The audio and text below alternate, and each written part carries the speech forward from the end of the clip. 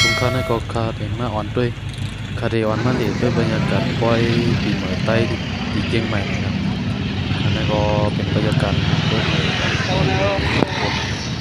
คนพื้นเต็งขึ้นมากันเนาะปอยปีเหมือใต้ในทูนเอาไว้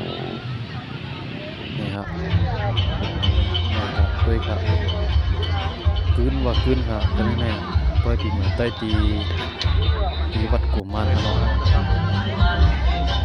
มันก็ได้เป็นเก่งดังวิธีนี่กันเนาะแล้วคำมาเลด้วยจุกเก็บจุกกำครับคำมาเลด้วยแล้ว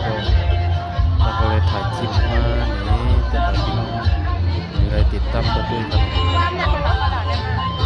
แล้วก็คนขึ้นไม่ขึ้นมาครับรถก็ใน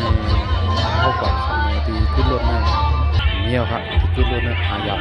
มีได้มีอยู่มันเดี๋ยวเลยมันเดี๋ยวเลยกึดไก่ป้อยเขาเดี๋ยวเลยไปมากขึ้นไหนมันไก่ป้อยนะครับ